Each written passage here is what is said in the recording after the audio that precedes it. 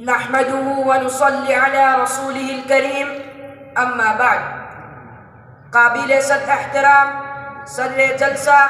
حکم محترم مشفق و مربی اساتذہ کرام مہمانان عظام اور میرے دینی بھائیوں، میں آج آپ حضرات کے سامنے حضرت امام مہدی رضی اللہ تعالی عنہ کا مختصر تعارف اور ان کے کچھ کارنامے بیان کرنا چاہتا ہوں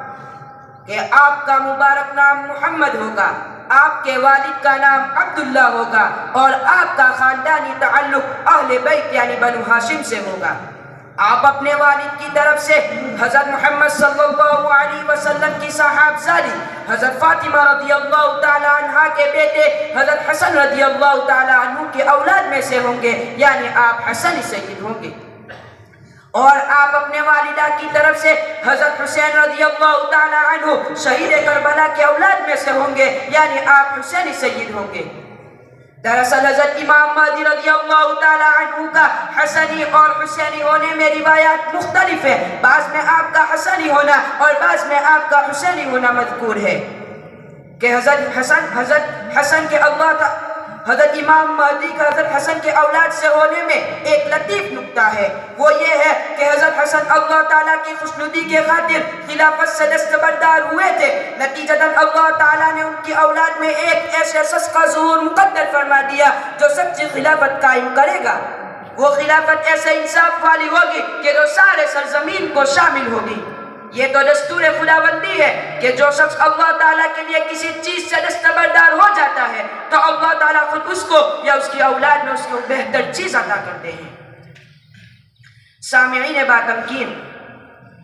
آپ کا لقب معروف مہدی ہوگا، جس کے معنی ہے ہدایت یافتہ، یعنی جس کو باری تعالیٰ کی طرف سے حق کی ہدایت ملی ہو، ساتھ ہی وہ شخصیت کہ دوسروں کے لیے ہدایت کا ذریعہ بنے۔ اور اس لیے لفظی اعتبار سے ہر نیک صراط مستقیم پر چلنے والے آدمی پر مہدی لفظ بولا جا سکتا ہے، لیکن اہل سنت والجماعت کی اصطلاح میں، جو کہ در حقیقت شرعی اصطلاح ہے، مہدی لفظ بول کر وہ ذات شریف مراد ہوتی ہے کہ جن کی تشریف آوری کی بشارت قرب قیامت میں حضرت عیسیٰ علیہ السلام کے نزول سے پہلے احادیث متواترہ میں مذکور ہے،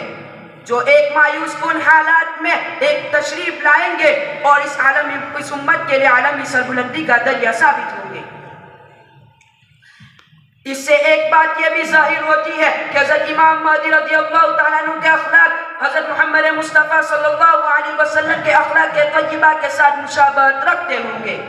نیز اس سے ایک بات یہ بھی معلوم ہوتی ہے کہ وہ ضروری نہیں کہ وہ آپ سے جسمانی طور پر کامل مشابہت رکھتے ہو۔ مکرم سامعین، اب میں آپ حضرات کے سامنے حضرت امام مہدی رضی اللہ تعالیٰ عنہ کے کچھ کارنامے بیان کرنا چاہتا ہوں، بغور سماعت فرمائیے کہ آپ زمین کو عدل و انصاف سے بھر دیں گے جیسا کہ وہ پہلے ظلم و جور سے بھری تھی۔ آپ کا عدل و انصاف بلا تخصیص سب کے لیے عام ہوگا۔ آپ تعلیم کو عام کر دیں گے اور لوگوں کو شرک و بدعات کی گندگی سے دور کریں گے۔ حضرت گنگوئی رحمت اللہ علیہ فرماتے ہیں فَيُزَكِّيهِمْ أَيْ الْمَهْدِيُّ وَيُعَلِّمُهُمْ وَيُطَهِّرُهُمْ عَنْ دَنَسِ الْبِدْعَاتِ وَيُكَمِّلُهُمْ، یعنی حضرت امام مہدی رضی اللہ تعالی عنہ لوگوں کا تزکیہ فرمائیں گے، ان کو علم سے بہرور کریں گے اور ان کو شرک و بدعات کی گندگی سے دور کریں گے اور ان کو کامل و مکمل کریں گے۔ آپ کے ظہور کے 7ویں سال دجال کا خروج ہوگا اور آپ حضرت عیسیٰ علیہ السلام کی معیت میں اس سے قتال کریں گے۔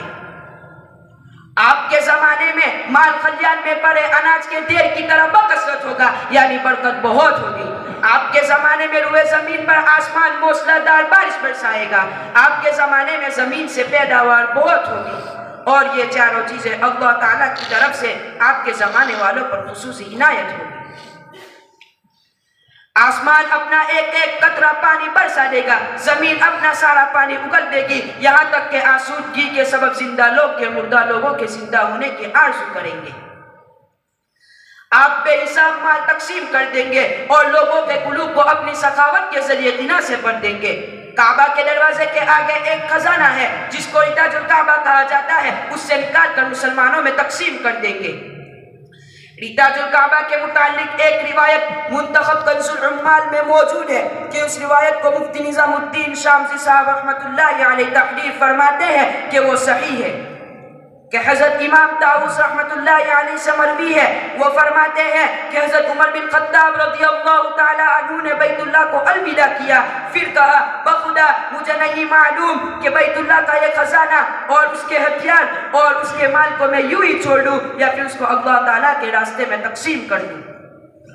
تو حضرت علی رضی اللہ تعالی عنہ نے ان سے عرض کیا کہ امیر المؤمنین آپ اس کے ذمہ دار نہیں بلکہ اس کے ذمہ دار تو ہم میں سے قریشی نوجوان ہوں گے کہ جو آخری زمانے میں اس خزانے کو اللہ تعالیٰ کی راہ میں تقسیم کر دیں گے۔ چنانچہ